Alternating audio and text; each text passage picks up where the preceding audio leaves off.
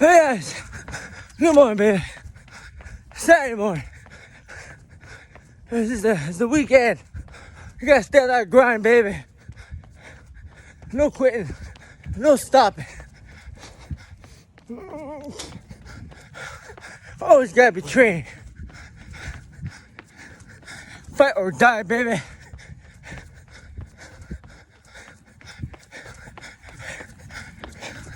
Let's go. Push it. Hey. Let's go. Hit the ball, baby. Hit the ball. Let's go.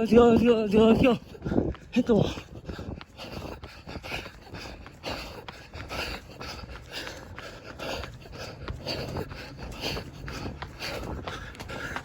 Hey. Let's go. Let's go. We're done, baby. Let's go.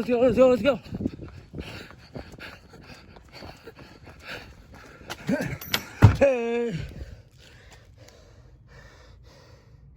10 miles in the books, baby. Hey guys, just got done doing more than 10 miles, baby. Hey guys, how you doing?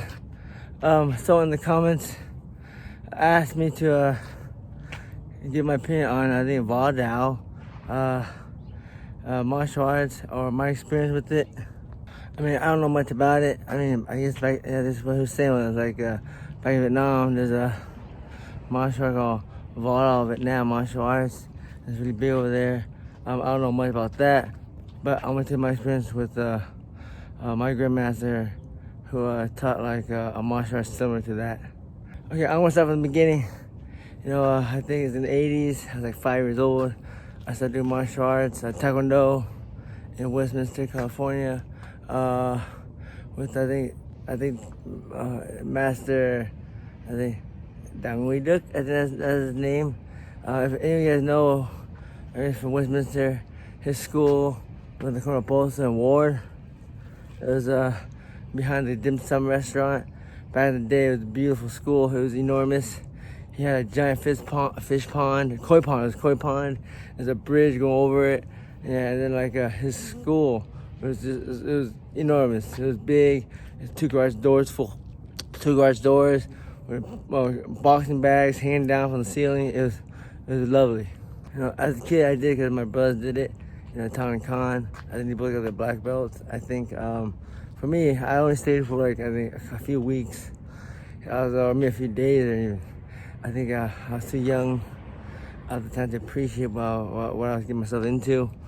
So eventually, my mom took me out of Taekwondo, and then like years later, I wanted to take martial arts again.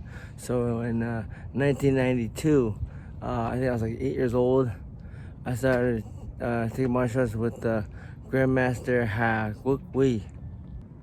And then he taught, I think, Qingdao, Vietnam martial arts. And then eventually he changed to, or vice versa, Vaudao, Vietnam martial arts. Or I think it's the opposite. I think he started off as Vaudao, Vietnam martial arts, and eventually he changed to Qingdao, Vietnam martial arts. And his sons, I think Master Jung, he's a 53 black belt. I remember he was amazing. He had like the shadow kick. It looked like Johnny Cage, or it was Chung Lee. Like this, he stand on 1 foot and he does like 20 kicks at a time. It was amazing. And then the second son, the younger brother, Master Kung, he's an awesome guy. Always super nice. I remember he had like these different background house. He was into like acting. He did stunt doubles. He did VR Troopers back in the day. I think he did some stunt doubles for Power Rangers and stuff like that. And I think he did some like stuff in the movies for stunts and doubles and stuff like that. Yeah, both those guys, I love them very much. And then 2000 came around. The year 2000, I started taking Qingdao, Vietnam martial arts. I got into wrestling in high school. Also, that's when I started doing boxing at the world famous Westminster Boxing. No, I'm sorry. I think I started doing boxing. I started training at Westminster Boxing in 1999. I started wrestling in high school in 2000. Also, after high school wrestling, so after my sophomore season of high school wrestling, I started jiu-jitsu. I was like 16, 17 years old at the time. And I remember watching UFC 1 or 2 in the 90s, and then 2000s, like, they had a lot more. And I really wanted jiu-jitsu. And back then, there's no internet, so we had the yellow pages. So I looked up in the yellow pages, jiu-jitsu or martial arts, and I found Franco de Camargo. So I lived in Garden Grove, and Franco's school was in Orange. And so it was like, I don't know, 45-minute drive or something like that, 35-minute drive from Garden Grove to Orange. And my parents can always take me. My brothers were working, they couldn't take me. So as a kid, my mom always gave me lunch money. I saved my lunch money for the bus. I took the bus from Garden Grove all the way to Orange. From just Chapman Avenue, all the way down to Orange, which is Chapman. It starts at Chapman and James. Yeah, every day after school, except for when I had wrestling practice.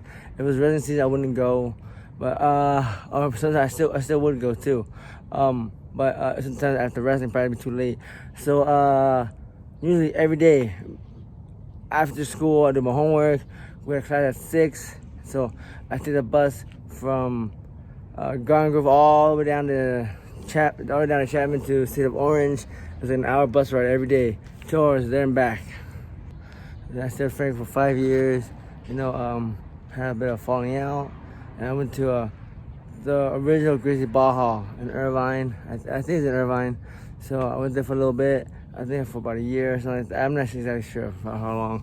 But I went to the Gracie Ball Hall in Irvine for a while with Marcel Fetorsa. Marcel Fetorsa gave my purple belt. And then after that, I started training with Jeremy Williams, Apex Jiu-Jitsu. I want to focus more on mixed martial arts. And then they had Sub Fighter. Ricky Shaw gave me my black belt in 2009. Oh yeah, that's right. And then I opened up the Nanfan MMA Academy in 2008. I opened up as a brown belt, and then Ricky Shaw gave me my black belt in 2009. All right, guys. So that's my martial art history. Let me know in the comments below what other videos you would like me to talk about. All right. Until next time, guys. Fight or die. Hey.